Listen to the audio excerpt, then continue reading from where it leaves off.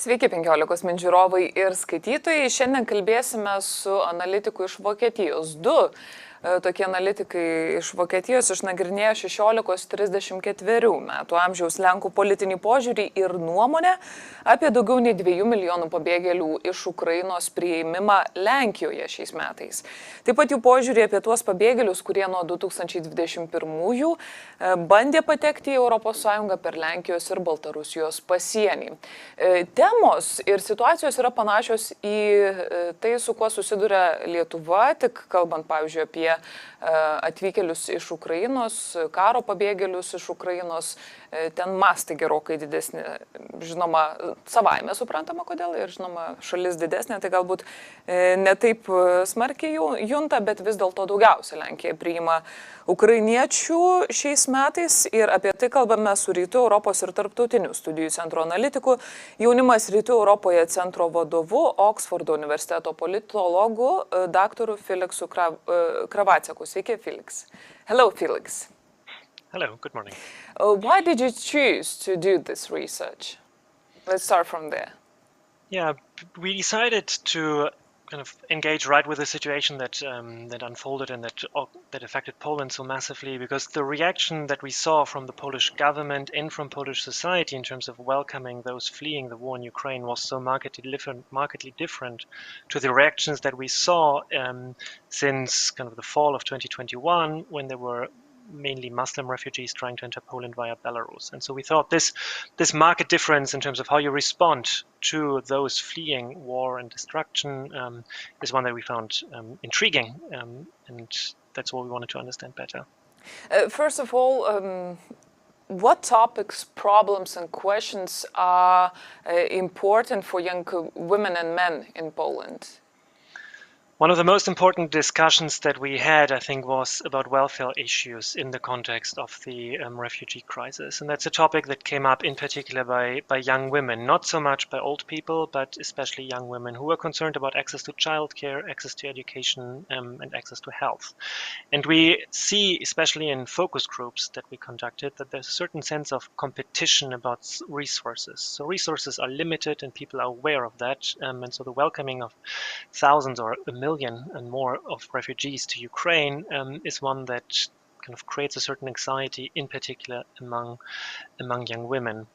Then young men tend to be more concerned about kind of cultural homogeneity or kind of fear about the other. So they respond much more strongly to questions that we asked in the context of the refugees at the border with Belarus. So those from Muslim countries. There we see a lot more profound and kind of emotionally intense rejection of not letting these people in, of not letting them or giving them the right to apply to asylum.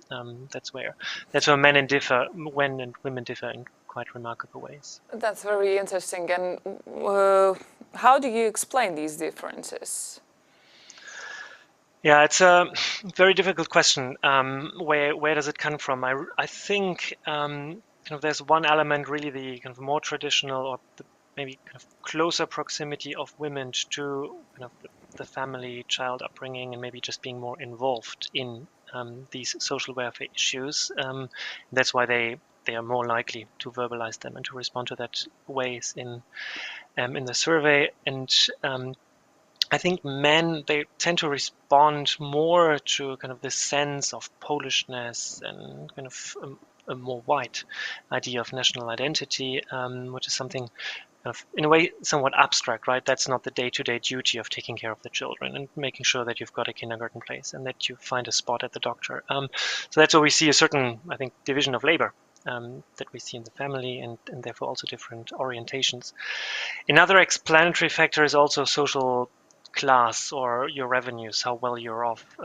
This element of competition for scarce resources is much more pronounced among those who have a lower purchasing power. So there's a competition at the socioeconomic bottom about who can get access to the welfare state. And the better you are off, irrespective then of being a man or a woman, the more likely you are to be more welcoming towards refugees from Ukraine or those who wanted to transit via Belarus. We will talk about refugees from Ukraine and from Belarus border in a moment, but could you say that women are more affected by current politics and current discussions in politics, and men are more concerned about identity? That is at least what our research would suggest, yeah, that men are also more they're reacting a little bit more to this discourse on identity and preserving identity. And I think it also links with the way, for instance, history is narrated in Poland, and Polish identity is constructed through history, which is maybe more masculine and heroic, emphasizing, for instance, resistance in World War II, the Warsaw Rising, and so on. And that is something that appeals more to the men that we have in our survey and in the focus groups.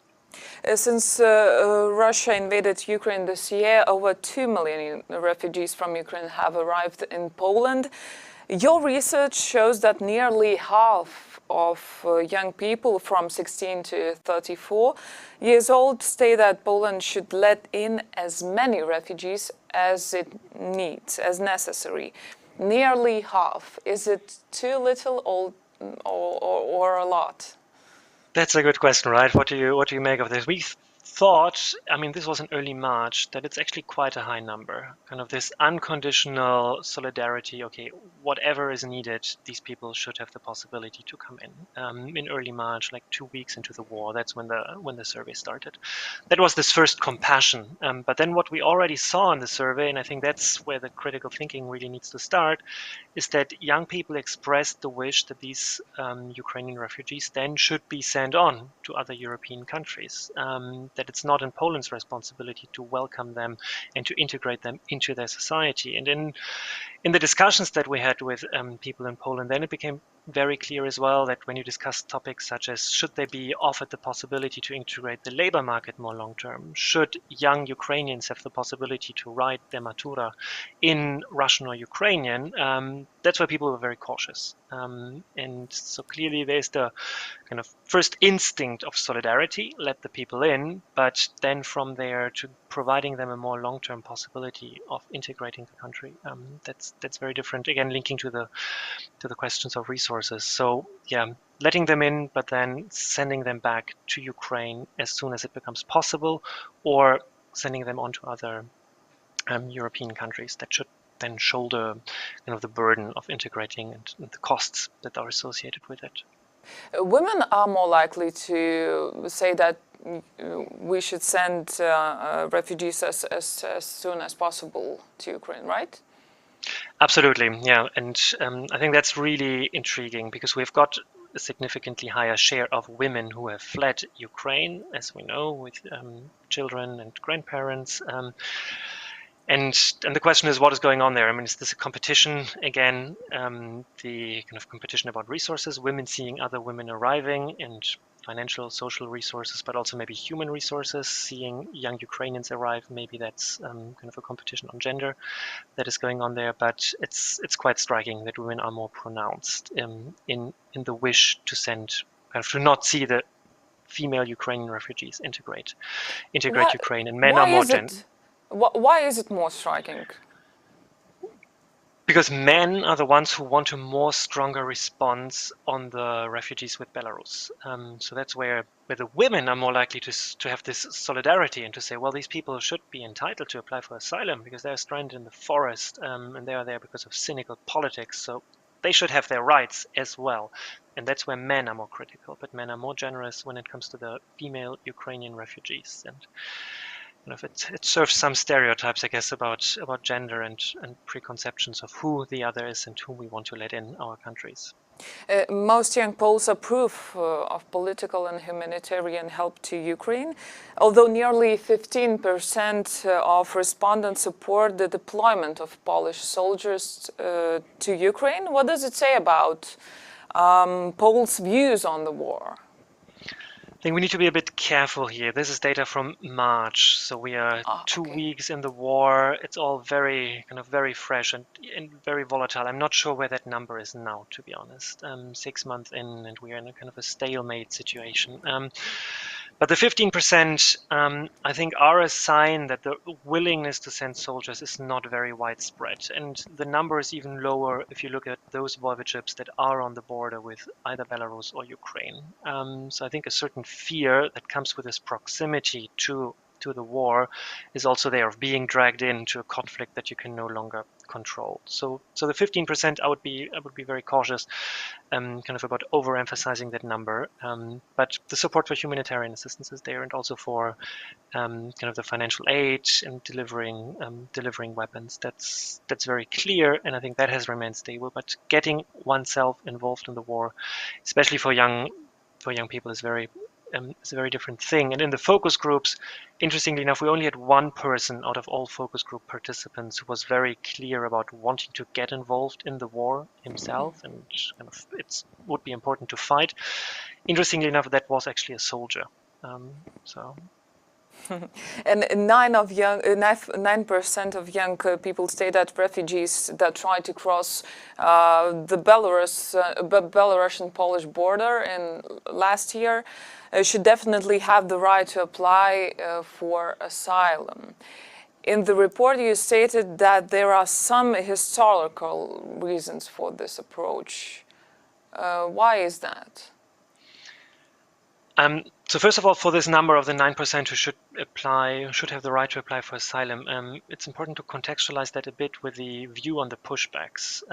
So the pushbacks that were done at the border, they are either approved or they are disapproved, and people would want them to be even stronger. So there's general kind of a convergence with the political line that was implemented, which, given the age group of young people, is something we found quite striking. Then the historical reasons to mention there are really this proximity in terms of Polish-Ukrainian history, and on the other side, that those who try to enter via the Belarusian border are clearly other. They are not part of the idea of what it means to be Polish. They're neither Christian, neither white, which again explains the solidarity with Ukraine, and explains the kind of opposition with Belarus. Other arguments that people were making is, it's of course a little bit fabricated, but that Poland apparently was not ready to have an asylum system to welcome those who wanted to come in via Belarus. And people didn't see the need to now kind of establish an asylum system that would make it possible to let those people come in or apply for asylum that were waiting at the border with Belarus. Now Poland is in the process of actually setting such a system up in the context of the Ukrainian refugees. The risk there being that it will be a tailor-made response to the situation with Ukraine, and might therefore even increase racial stereotyping and not be transferable if there is another influx of refugees coming from the Near or Middle East. So these kind of historical reasons, they intersect with the policy responses, and there clearly is very little desire on the Polish side kind of to change that. And as the report says, it it confirms also what young people actually expressed they would want their government to do. Lithuanian and Polish politics officially state that these refugees are not only humanitarian, but mostly hybrid attacks or organized from Belarus authorities. You included this context in your research. How does this impact Poles' views on refugees from Belarus? Exactly, that brings in another kind of line of nuance. Of course, this instrumentalization of people, this cynical act of Lukashenko, is one that people are aware of, and that's why this compassion that we see in the Ukrainian context simply isn't there. This because people are aware, of course, that they would play into the hands of a cynical dictator by welcoming the refugees at the border. So that plays in, and there's also in kind of the views that we have in Poland on foreign policy and who would be a friend or an enemy to Poland. There's a very clear opposition to Russia. So when Russia attacked or fully invaded Ukraine in early February, that solidarity links with this rejection of everything Russian. And that rejection of everything Russian, in a way, also links with the rejection of allowing refugees at the border with Belarus in, because they were there not only because of the humanitarian crises in their own countries, but because they were attracted to the border under false premises. There's one interesting fact that you've stated in your research. Despite the history, Ukraine and Belarus for young Poles are a different Eastern Europe than the Central Europe they feel part of. We can understand this approach in Lithuania because sometimes we choose to call ourselves Northern Europe rather than Eastern Europe.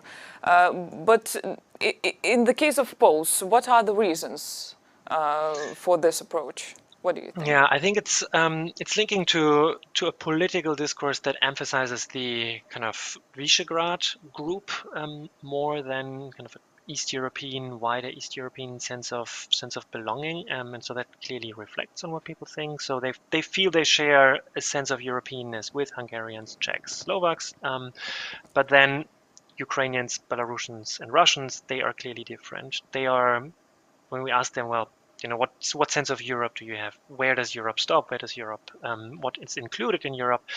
It is thinking of the solidarity that we might see with Ukraine really striking that it's significantly less. We think that Ukraine is part of the Europe that Poland is part of. And I think it links with a certain ignorance of the shared history between Poland and Ukraine. And, you know, it's just maybe worth mentioning that Lviv, for instance, was for long part of Poland, and it's kind of was the largest Polish-speaking city for many years. But this history, when we discuss it in focus groups, the shared history between Poland and Ukraine is one that people are not really aware of. They want to know more, and they were open to state that they have lacks in knowledge and they want to close these. But when you actually investigate a little bit, this also kind of sometimes traumatic history of violence at the border region between the two countries is one that people are not don't have much knowledge when it comes to just even simple facts.